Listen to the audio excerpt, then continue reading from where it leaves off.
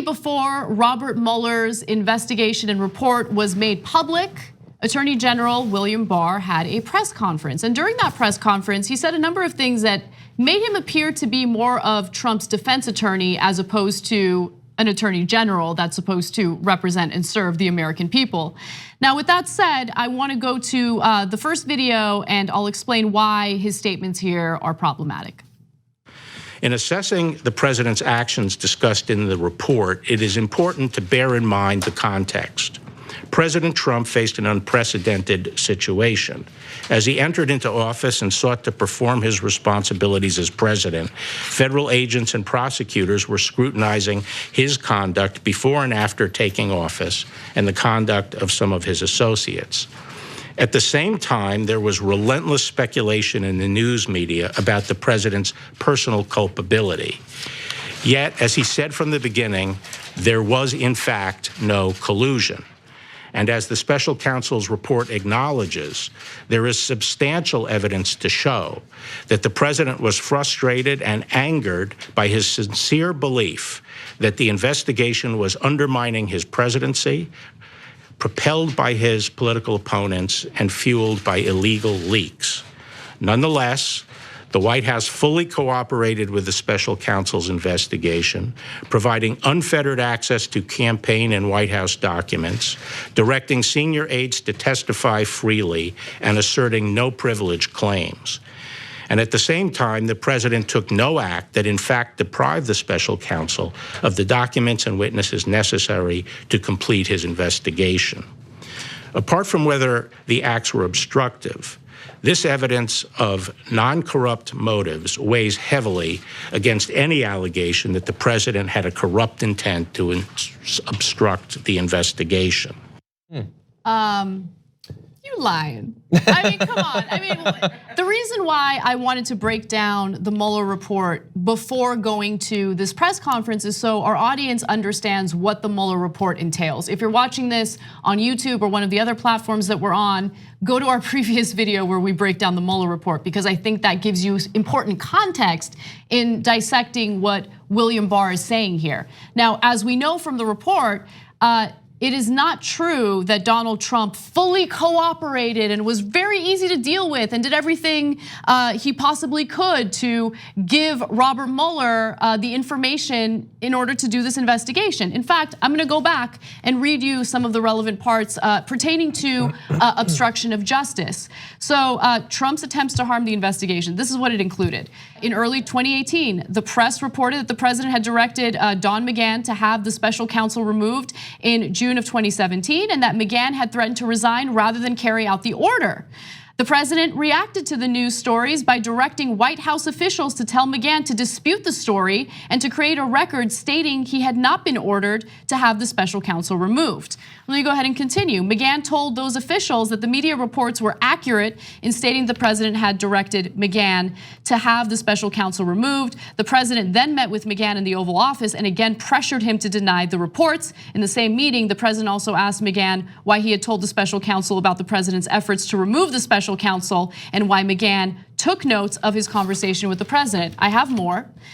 We were not persuaded by the argument that the president has blanket constitutional immunity to engage in acts that would corruptly obstruct justice through the exercise of otherwise valid Article 2 powers protecting the integrity of its own proceedings and the proceedings of Article 3 courts and grand juries. So I read you that because the theory that William Barr and some of the fringe people in the legal world believe is that if there wasn't an underlying crime, then there couldn't have been obstruction of justice. There is a lot of disagreement when it comes to that. And finally, the Mueller report says, if we had confidence after a thorough investigation of the facts that the president clearly did not commit obstruction of justice, we would so state. And there was a lot of mention of Congress getting involved in this, in sussing out whether or not obstruction of justice occurred.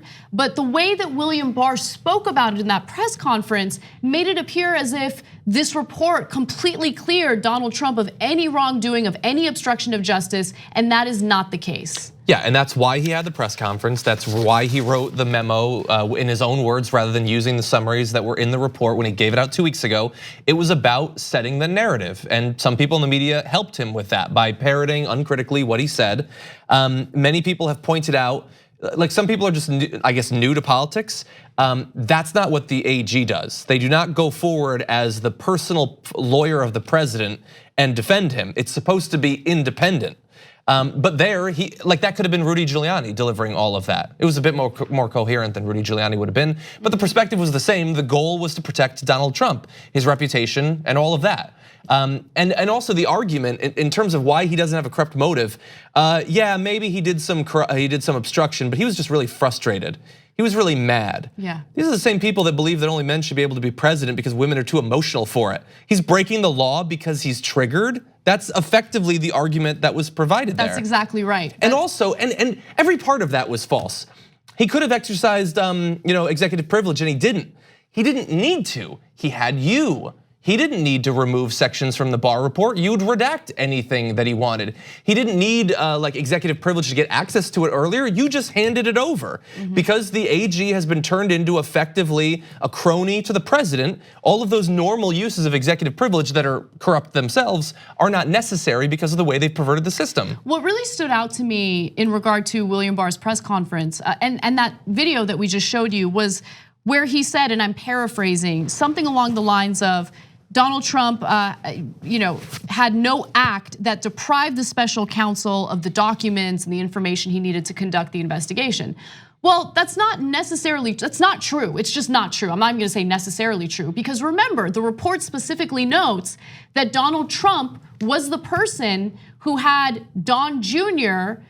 Change his statement in regard to the Trump Tower meeting and completely lie about the whole purpose of that meeting. Remember, originally they claimed that the purpose of that meeting was to discuss Russian adoptions. But in reality, the purpose of that meeting had to do with sanctions and with other issues that the Russian government wants to fix or change with Trump in office, or should Trump be in office.